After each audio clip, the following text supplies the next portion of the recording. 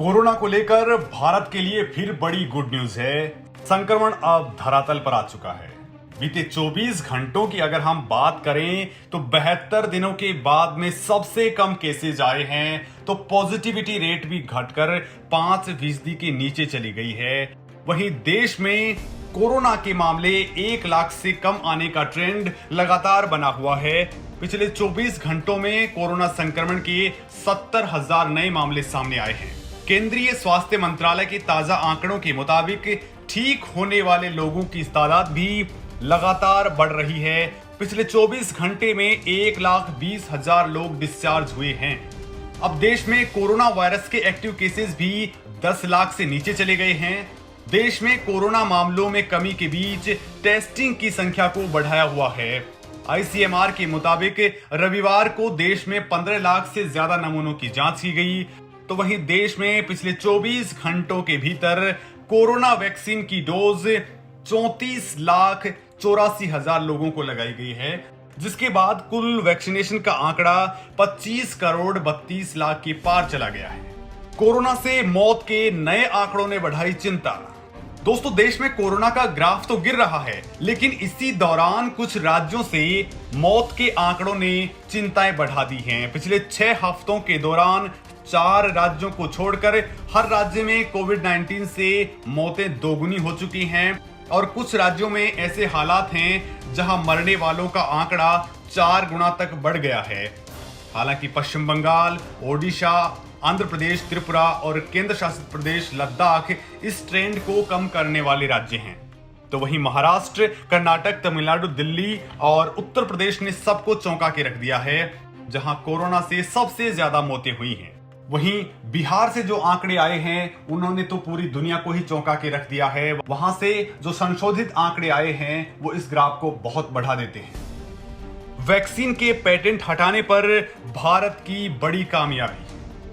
दोस्तों, दुनिया में हर देश तक वैक्सीन पहुंचाने की भारत की कोशिश को बड़ी कामयाबी मिली है। G7 शिखर सम्मेलन में सभी देशों ने भारत और दक्षिण अफ्रीका के प्रस्ताव का तगड़ा समर्थन किया है। पीएम मोदी ने कोरोना वैक्सीन से पेटेंट हटाने के लिए समर्थन मांगा था, जिस पर ग्रुप ऑफ 7 यानी G7 में तगड़ी सहमति बनी है। G7 में Britain, Canada, France, Germany, Italy, Japan और अमेरिका शामिल हैं, जिसमें ब्रिटेन ने भारत, ऑस्ट्रेलिया, दक्षिण कोरिया और दक्षिण अफ्रीका को अतिथि देशों के तौर पर आमंत्रित किया था। अब G7 देशों ने 1 साल के अंदर कोरोना वैक्सीन की 1 अरब अतिरिक्त डोज दान करने का फैसला किया है। सम्मेलन में वैक्सीन की प्रोडक्टिविटी कैपेसिटी को बढ़ाने और इन क्षेत्रों को फंड, टेक्नोलॉजी ट्रांसफर और स्किल देने पर काम करने पर सहमति बनी है। दोस्तों, आपको बता दें कि फिलहाल के पेटेंट कानून के मुताबिक किसी भी प्रोडक्ट का पेटेंट कराने का मतलब होता है कि उससे जुड़े सभी कानूनी अधिकार उस व्यक्ति या संस्था के होते हैं जिसने इस प्रोडक्ट का पेटेंट कराया हो। इस कानून का सहारा लेकर ज्यादातर दवा कंपनियां अपनी तैयार की गई दवाओं का पेटेंट करा लेती हैं, ताकि उसकी दवा का डुप्लीकेट मार्केट में ना मिल सके और वैक्सीन की खोज करने वाली कंपनियों को नुकसान ना झेलना पड़े। लिहाजा वैक्सीन की खोज करने वाली कंपनियों ने पूरी दुनिया में जिन चुनिंदा कंपनियों को अपने टीके उत्पादन करने का लाइसेंस दिया है, केवल वही ही इसका उत्पादन कर रही हैं।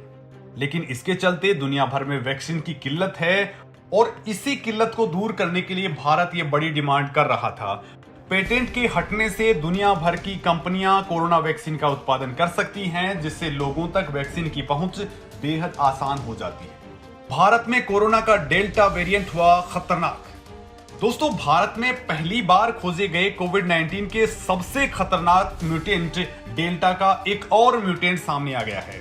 अब विशेषज्ञों की माने तो डेल्टा का AY.1, जिसे डेल्टा प्लस भी कहा जा रहा है, उसके ज्यादा खतरनाक वेरिएंट में म्यूटेंट होने की आशंका है और ये वेरिएंट इतना खतरनाक हो सकता है कि इस पर अब तक की सबसे सफल दवा मोनोक्लोनल एंटीबॉडी कॉकटेल का भी कोई असर नहीं होगा।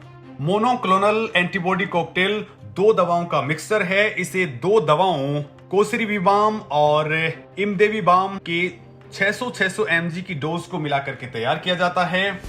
इन दोनों दवाओं को स्विट्जरलैंड की फार्मा कंपनी रोश ने बनाया है। ये दवा शरीर में कोरोना वायरस को फैलने से रोकती है।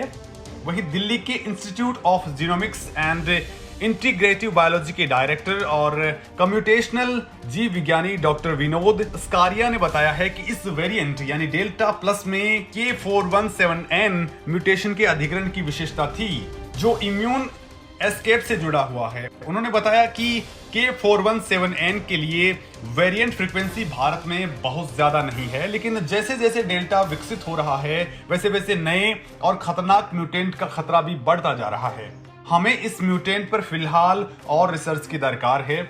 वहीं दूसरी ओर भारत में पहली बार खोजे गए डेल्टा वेरिएंट को WHO ने भी चिंता वाले प्रकार में रखा हुआ है, क्योंकि ये वेरिएंट तेजी से दुनिया भर में फैल रहा है। फिलहाल ये फ्रांस, श्रीलंका, चीन समेत कई दूसरे देशों में कहर बरपाने के मूड में आ चुका है।